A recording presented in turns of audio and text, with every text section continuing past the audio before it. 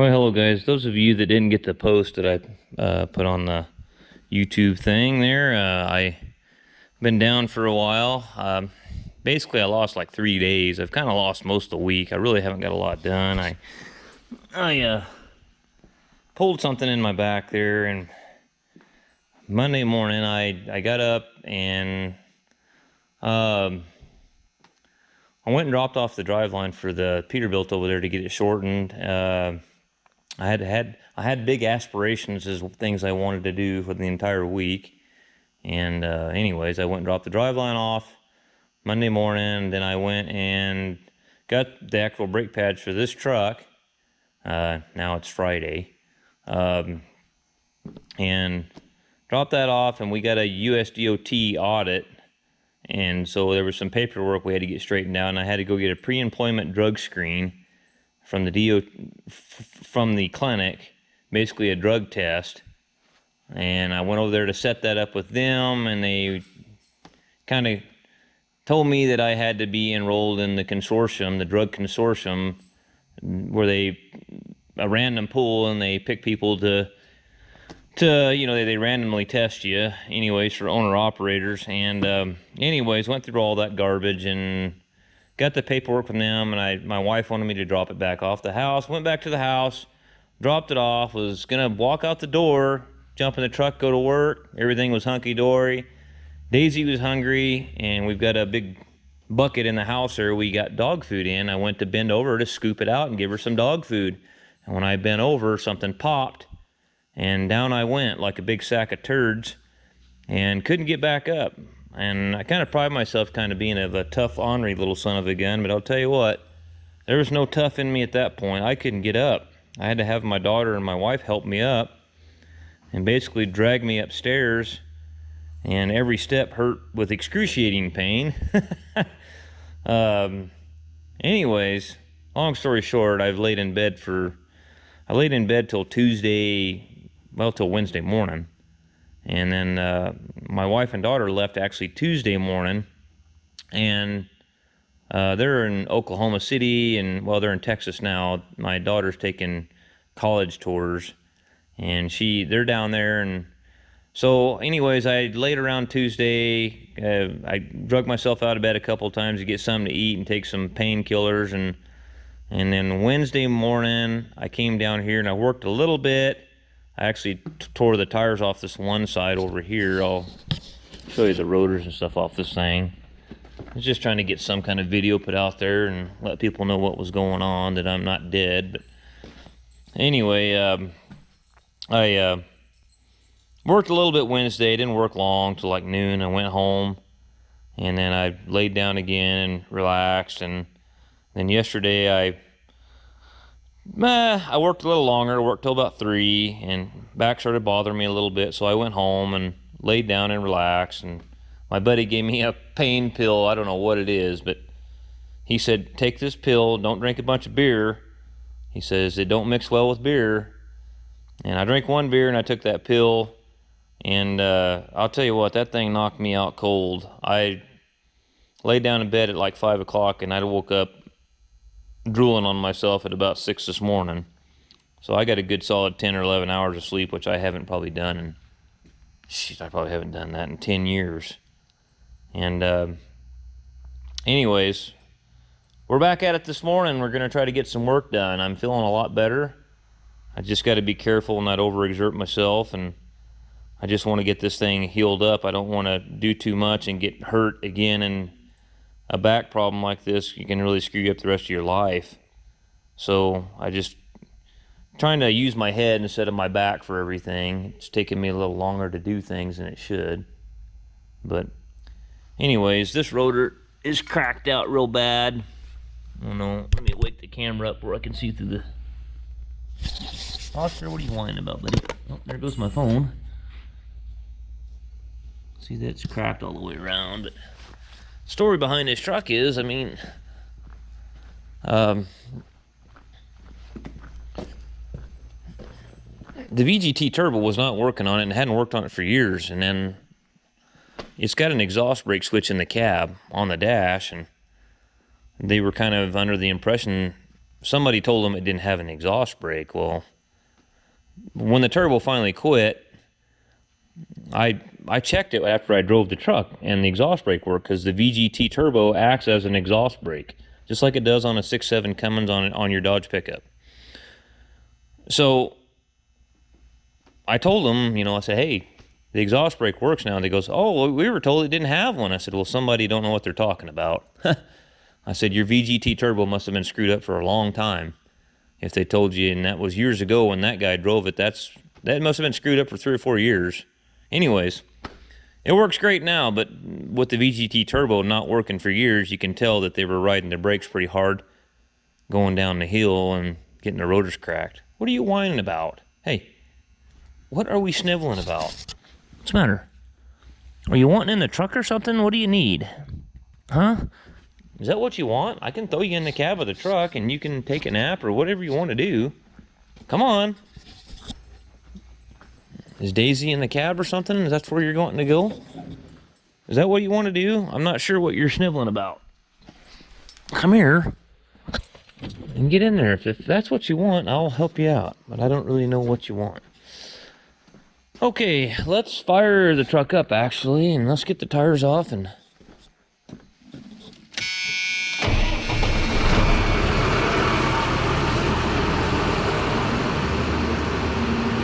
and buzz those wheels off.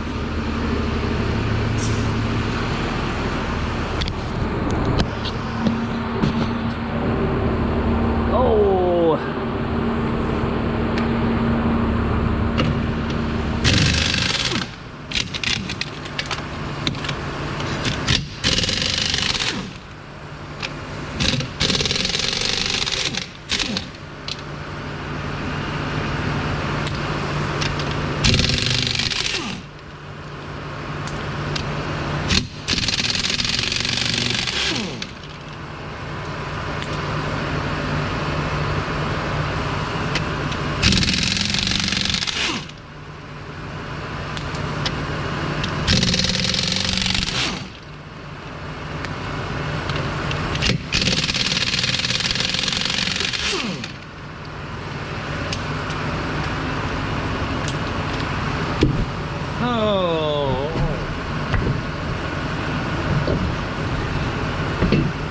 Little hub piloted.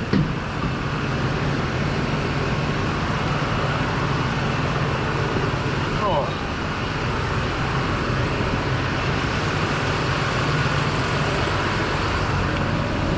Oh, it's not stuck on there.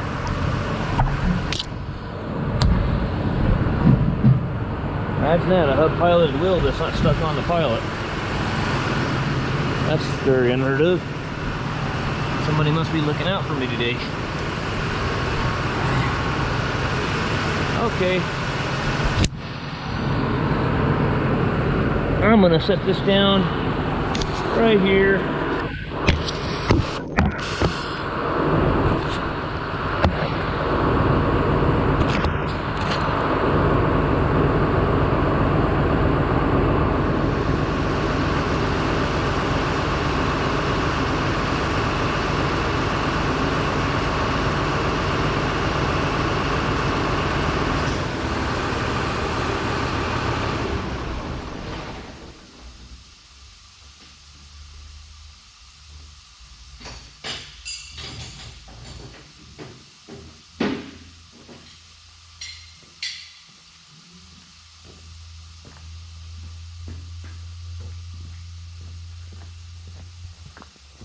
Okay, we're gonna pull the, see if I can get the light over here.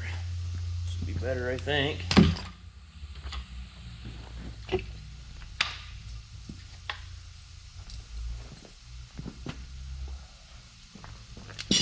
And I have a jack and a jack stand under it before everybody gets carried away.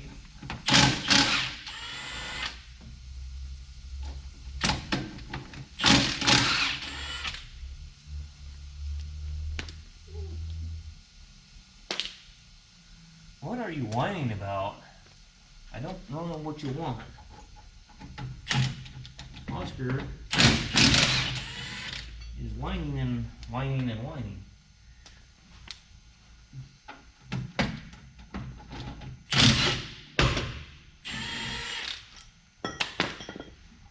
buddy, what's the problem here? What do you need?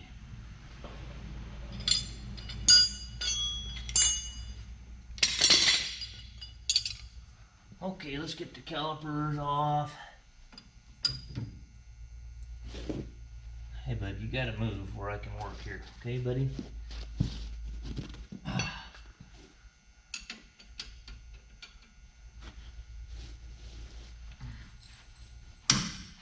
Oh, shit. My buddy told me a joke this morning. Reminds me because Oscar's whining. My buddy, he takes care of a fleet of trucks and has to deal with a fleet of truck drivers. And he said that this morning, he said, you know what the difference between a truck driver and a puppy is? And I said, what's that? And he goes, at 6 months, the puppy will quit whining.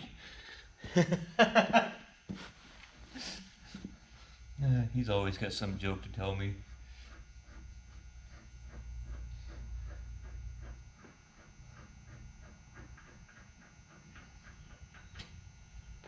Okay, we got one broke loose.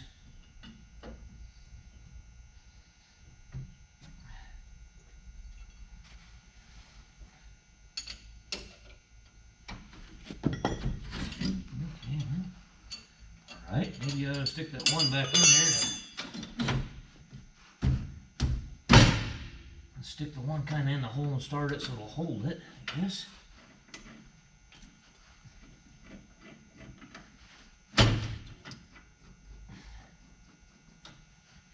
Try that again.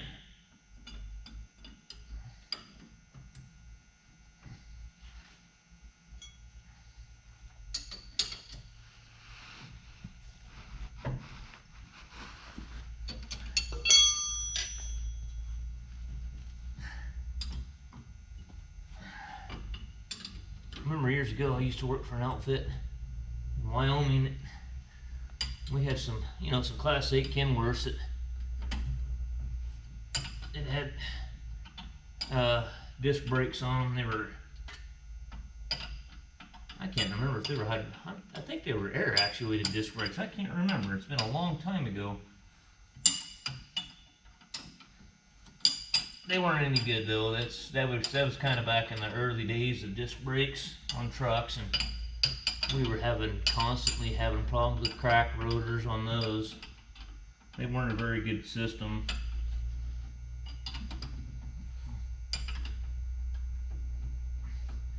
They must still not be a very good system because they still aren't using them. You see, most new trucks come off the line with drum brakes on them.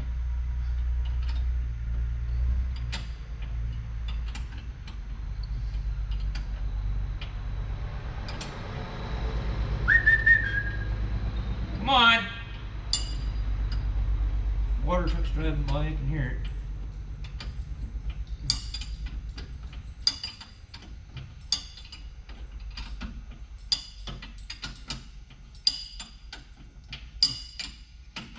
Well, and this one's going to come out hard the whole way, Oscar.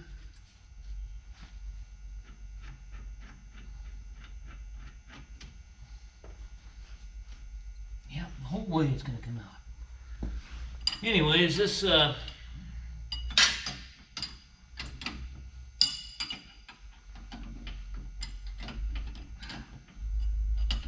truck here, I put this fancy GPS monitoring system on the reefer unit for this truck because the California Air Resource Boards basically sent them a threatening letter. That's all you ever get from the government anymore, is threatening letters of how they're going to basically put you out of business or force you out of business because you don't meet some requirement that they fucking put on you. Anyways, they sent them a letter telling them that this truck was going to be illegal, or they were gonna have to update the reefer to a newer reefer unit because this reefer was not allowed to run.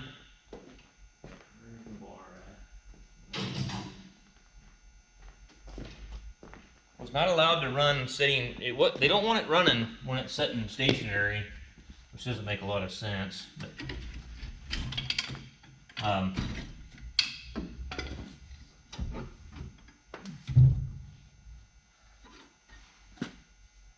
brakes don't look that bad. But the DOT cop said he wanted them changed, so I guess we're changing them. They got a ticket for this thing that needs to be, something needed to be done anyway. Yeah, this rotor's really bad. But anyways, I put this GPS monitoring system on this truck, so it's the way it's wired. This thing's got a 220 electric standby motor on it, so you can plug it into a power outlet at the feedlot, so you're not running the diesel, or somewhere where you're offloading. If they've got power, you can plug it in. That way the reefer unit's not running. It's wired to the ignition on the truck too, so when the truck's running, the airboard knows that the truck's running. Okay, so the truck and the reefer unit, basically, and it's running off satellite signal, so they know when it's moving.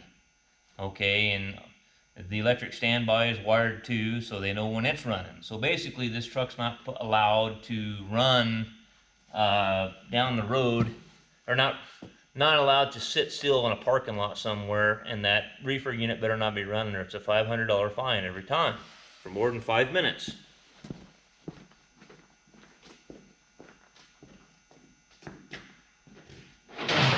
Here, I'm not sure what to do with that.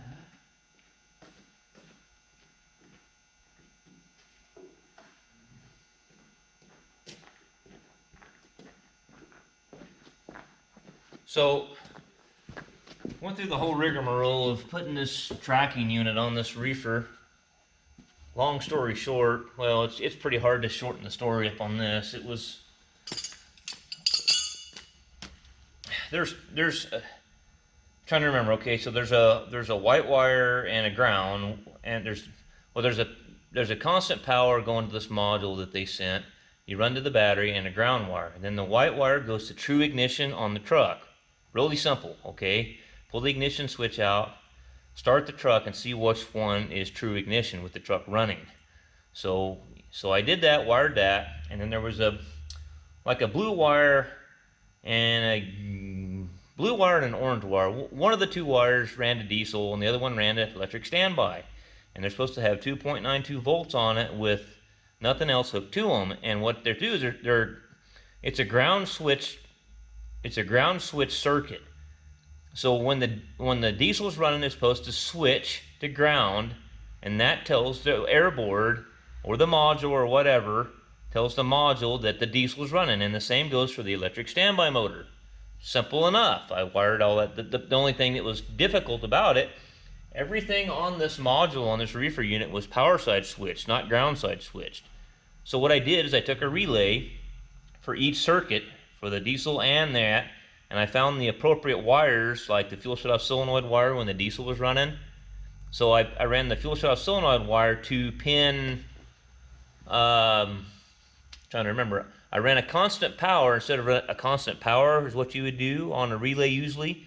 I ran a ground to pin 30, and then my signal side, which would be pin 86, I ran that, the fuel shutoff solenoid, to that. And then pin 85, I ran it to ground. So what happens when the relay latches, instead of putting it power out, it's putting ground out, okay? So I wired in 2 relays for that, and I tested them. When the diesel came on, it put ground to the orange wire going to their module and all that good stuff. So I get it all wired in there, and this went on for like a good month and a half. We were arguing with them. They kept saying we didn't have it wired correctly. Well, I got to reading in the book, and it was their module. It wasn't nothing really wrong with it, but the module that they gave us, it transmits all this information through satellite signal, okay, but the satellite signal is transmitted through some kind of, what do they call it, GPRS cellular communication. So wherever this thing lost cell phone service, which the cell phone service sucks up here, because we're in a rural area, and it doesn't work, because wherever the cell phone doesn't work, that module doesn't, the satellite signal still works, but it doesn't transmit the information because there's no cell phone service to the airboard. Anyways, we fought with them for a month and a half where we finally convinced them that they just couldn't believe that there was an area in the country, because they're all living in the city down there in LA, where the cell phone works everywhere, and it was just baffling to them that we were in an area that the cell phone didn't work because they'd never heard of such a thing. Anyways, city people, man. I'm sorry.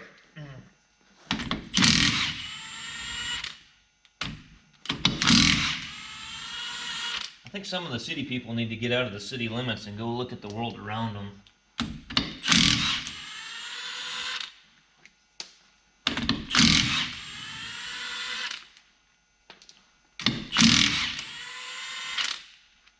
I think the closest to the rural area most of these city people get is when they fly over it in a plane when they're flying from one city to the next city. They see it looking down and oh.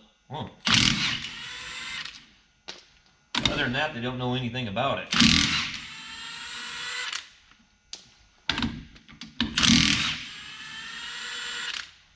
Which is kind of part of the reason we get some of the screwed up people we get voted into office, because I think some of these people are ignorant to the world around them.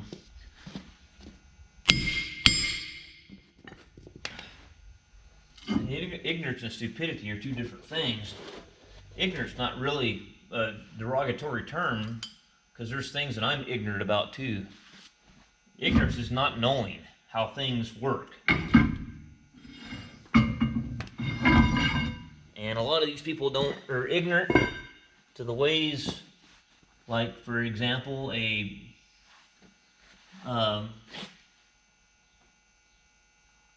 think a lot of city people are kind of ignorant to the ways that their food is brought to them in a supermarket, the way that the food gets on the shelves, the way it's produced. They don't know what it's like to get the timber, what it takes to make a 2x4 or a 2x6.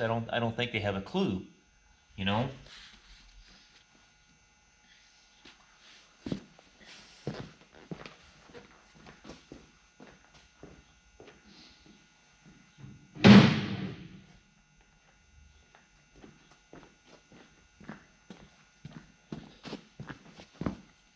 Somebody's put this one on with a chisel, so we might have to clean that up.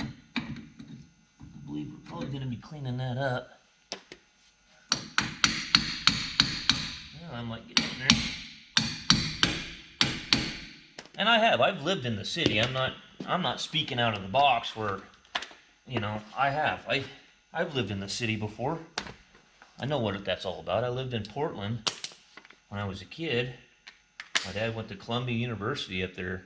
Columbia, yeah, I think it's Columbia. My dad was a pastor. Can you believe that? I bet I'm really throwing some people for a loop now.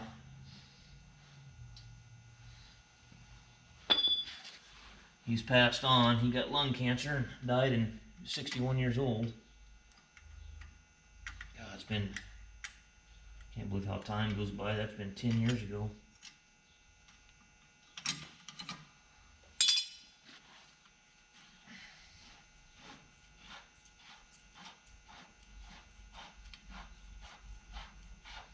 But, you know, I'm not kidding you. I remember there was a kid I was in the Navy up in Bremerton, Washington, well, Silverdale submarine base.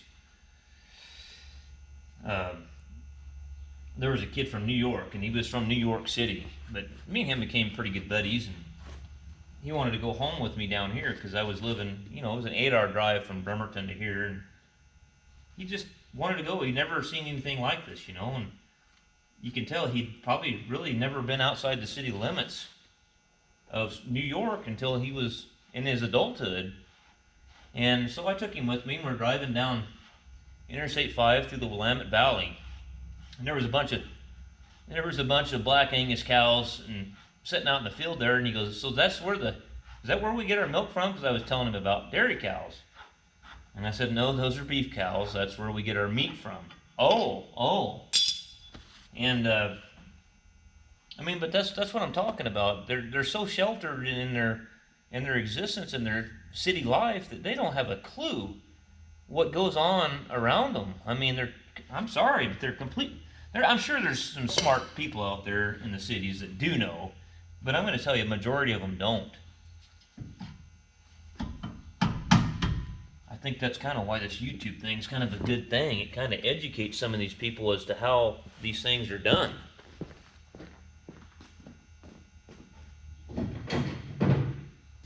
instead of some of the crap they're teaching in school, they ought to be teaching some of these kids what the process that it takes to get a loaf of bread. I mean, from point A to point B, how does this happen? That's what they should be teaching them.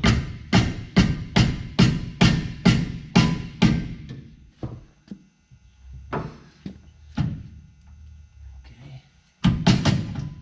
Let's see here. Oh, let's try to do this a little smarter here. Not. There we go. Instead of jerking on it and trying to throw her back out again. Come on. Cooperate with me. She's hung up for some reason. There we go. Yeah. Let's kind of let this thing sag and let some of the oil run out into the hub here.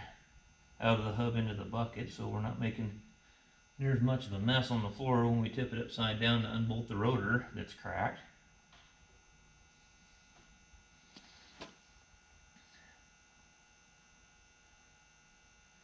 And I'm not trying to run my viewers off that are city viewers, city people. I'm not sounding I say that at all.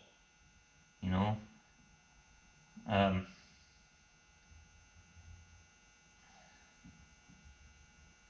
I'm just saying maybe sometimes they ought to think outside the box a little bit before they start pointing the finger. Especially like this Oregon climate bill that's going on. That's a big deal right up here right now. They're trying to, if that bill passes in Oregon, you're going to see guys like me that work for a lot of small companies. It's going to affect me drastically. Because all these small companies, if they have to go buy brand new equipment, they're going out of business. There's no ifs, ands, buts about it. They're done. And if they're done, I'm done.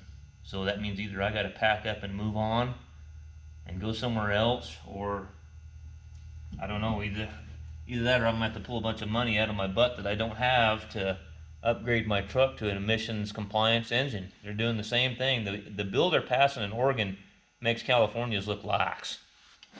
Because they're not only just going off the trucks, they're going after everything. Anything that has a diesel engine older than 2007 model, they're basically going to make it to where it's illegal to run it. Okay. Careful not to scratch the sealing surface on the seal. That's what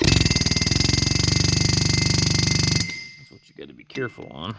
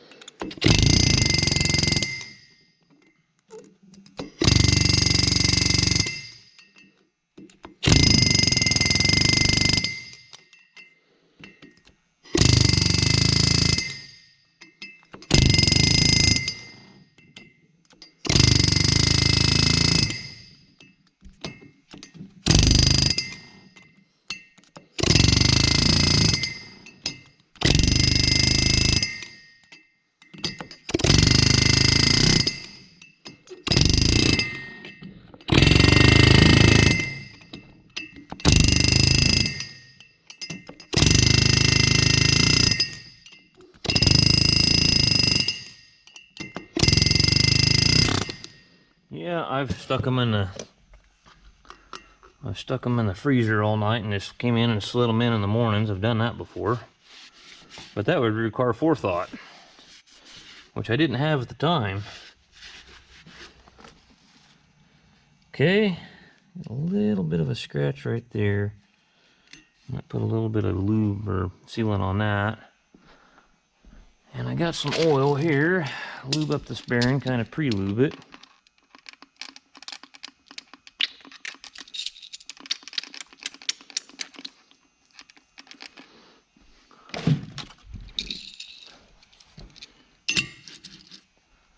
And we got a new seal right here.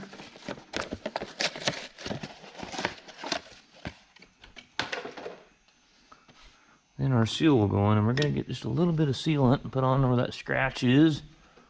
Where we don't have a leak there, hopefully.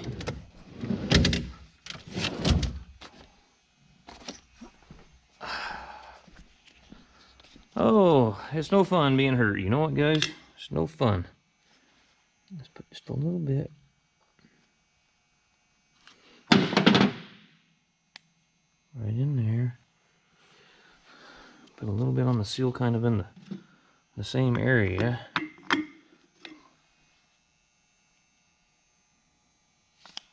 That ought to be fine.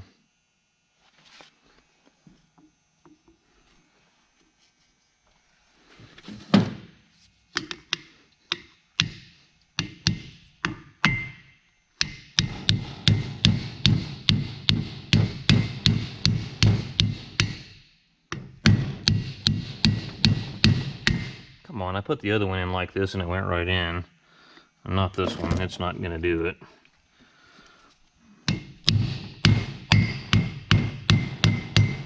I've got a seal driver, but it won't, it's for larger trucks and it won't fit in this recess that they've got here. That way, we'll bolt it on over here. That way we're not packing that heavy rotor and hub assembly all the way over here. The shortest path possible for packing heavy parts is what I want to do.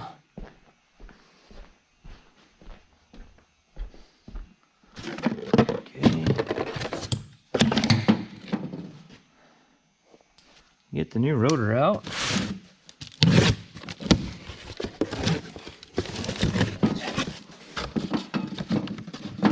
I might as well pack that brake clean over there with me, because we're gonna, after I stick my greasy fingers all over this thing, putting it on, I'm probably going to want to dry it out.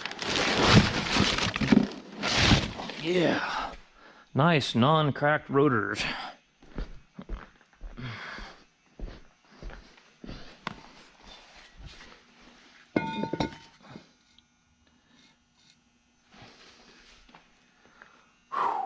Okay, there's all my bolts right here.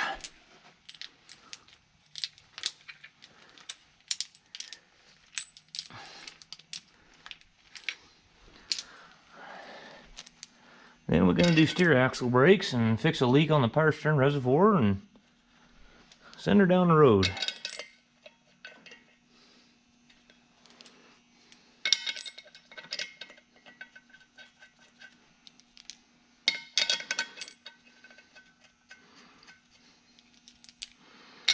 You know, when you're, for the guys that don't do many of these, make sure your seal ride's real clean here too. Sometimes you'll have to get in there with some emery cloth and clean it up.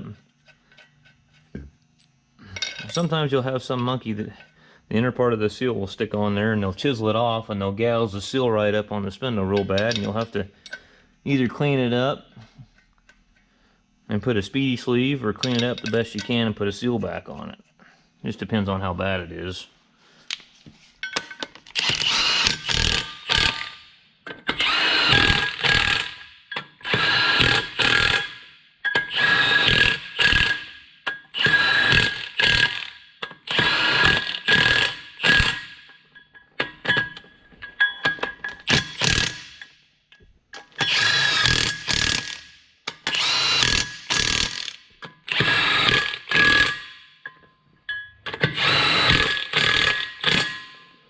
Alright, upwards and onwards. Slide the spindle on there, maybe have the bearing ready to go. I think we are ready for that point. Yeah, I don't really look forward to lifting this up, but let's try to do it the easiest way possible, maybe.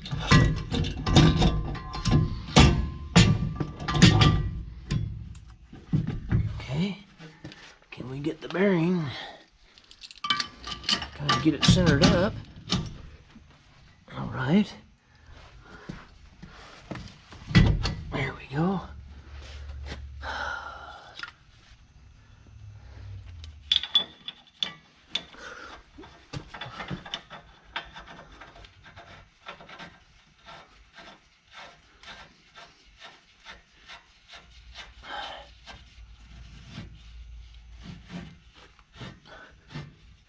Okay, socket, greasy socket, can't hold on to anything on it. Let's get a rag.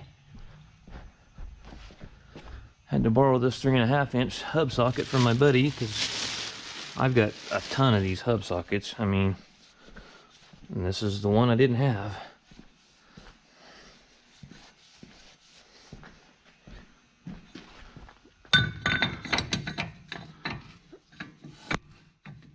Oh, let's see here.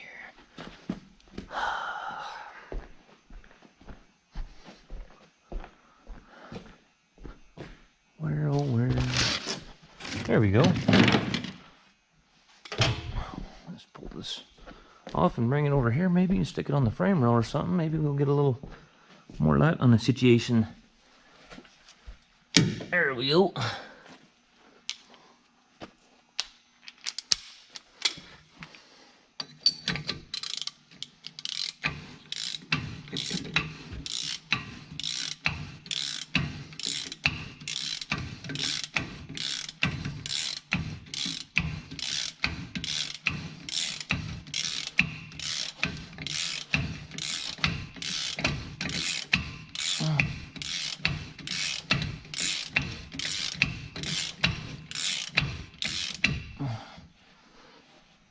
Okay, bearing is seated.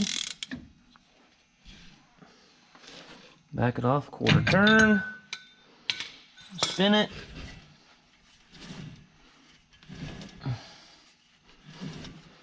Okay, that feels pretty good. Let's put the lock plate on, and what I want to do on this lock plate is kind of halfway get one bent. Partially get it already kind of started bended in the vise, so where I can get underneath it with a bar and bend it the rest of the way once I put the nut on. Okay, we got that block bent over up against the outer nut. Wheel spins. Put the axle flange gasket on. If you don't have a flange gasket, which I've done before, you can silicone it on there. And what did I do with our axle? Here we go. Oh, it's been goobered on before.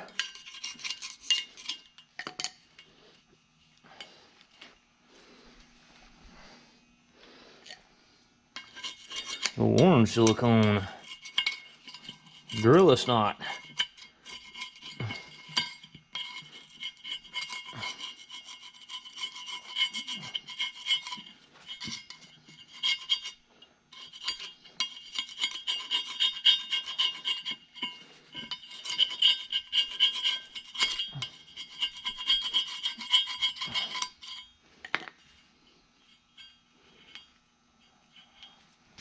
Okay, let's slide her in there.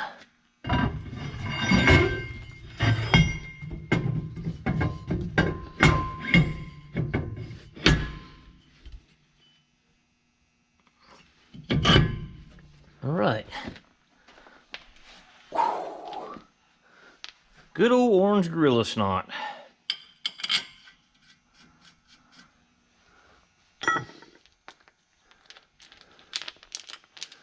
Not really sure why each hub has got, I mean, I've seen those studs come unscrewed before, and when you pull the nut off, and the stud will come out, but I don't know if International made these like this for kind of where each one has one bolt in it. Did they do that on purpose for pulling it or something? I'm not really sure. Oscar, and you can't even tell me why.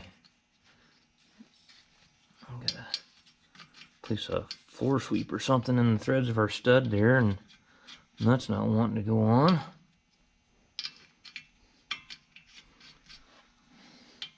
Tell you what, air brakes are a lot quicker to do.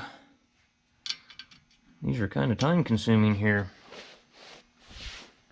What did I do with my electric impact wrench? That is not the right size socket, knucklehead. Oh!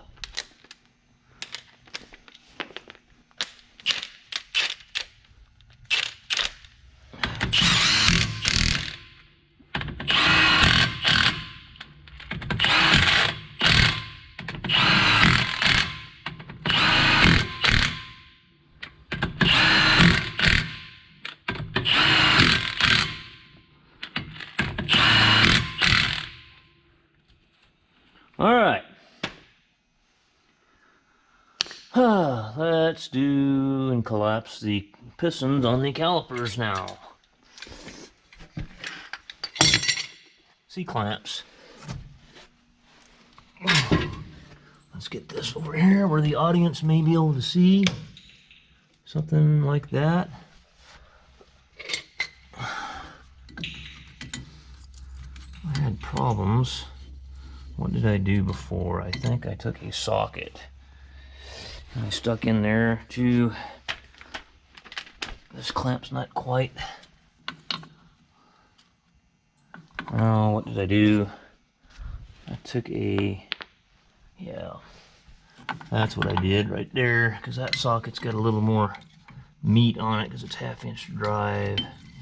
No, that isn't the socket I used because that ain't fitting in there. I don't remember. Let's go like this and see if we get lucky here.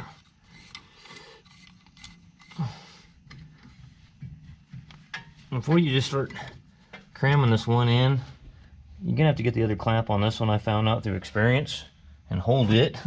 Or you can get one piece of plate if you can get across it and go with both of them at the same time. Done that before too. Or what you could do is, before you tighten that one up and squeeze it all the way in, what it'll do is it'll shove this one out. Okay, let me get situated here. How are these? Always check and make sure these are sliding in and out, because that will cause you some big problems when they start hanging up. What they'll do is they'll hang up and you'll have one side wear faster than the other because it's not moving evenly. The caliper's not moving evenly in and out because the guides are stuck.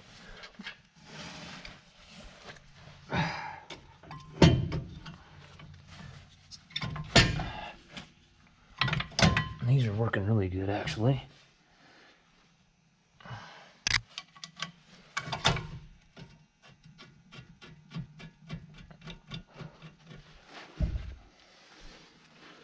This one down here on the bottom is kind of a pain, because it'd be nice if you could get something other than an end wrench on it.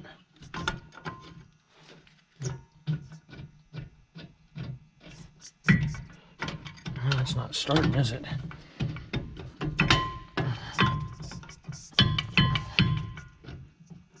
There it goes. Okay. Okay, let's put some tires on it.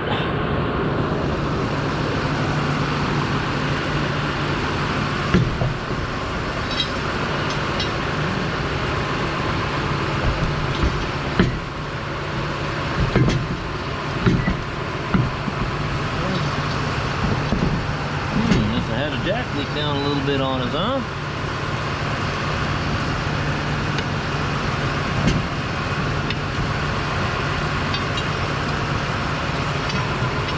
Yeah.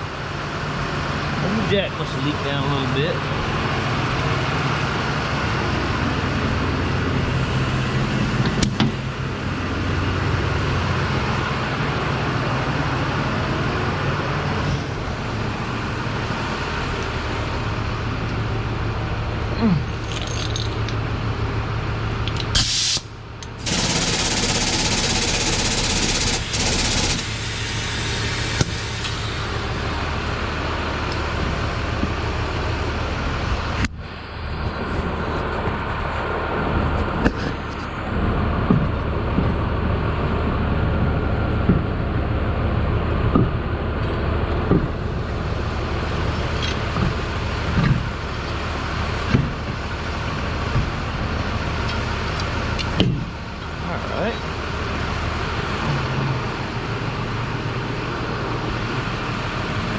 Put our valve stems 180 degrees out. Easiest what I like to do is I just get it on the hub and then spin it with the bar. Well, we got all the brakes job done. I'll show you here what they got red tagged on at the scale the other day. They didn't really get reg tagged because they let them go. If they were reg tagged, they would have made them park it.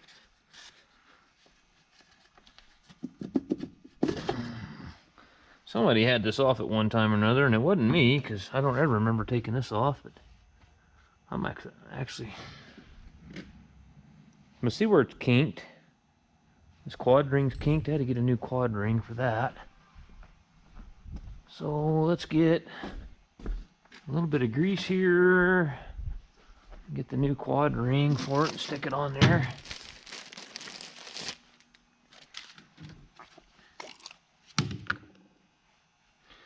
I think it's probably a good idea to get this kind of slicked up. That way when that cap twists to go on there, it doesn't tear the seal.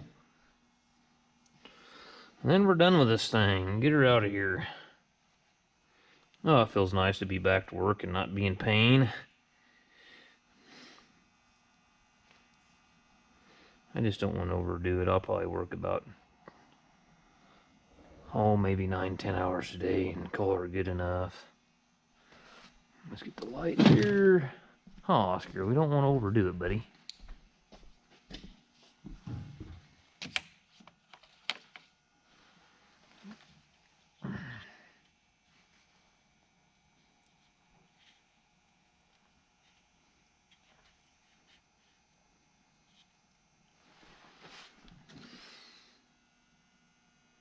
Okay. She needs a pressure washing.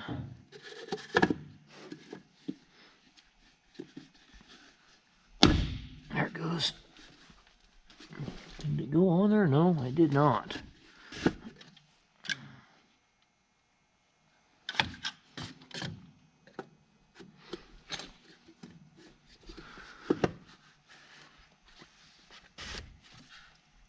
All right. Take her outside, and when I come back from lunch, I'll pressure wash the engine off where that power steering was leaking everywhere. That's what the inspector, he seen this. And it's pretty easy to figure out where it was leaking. It was washed clean right here and just running everywhere, making a hell of a mess.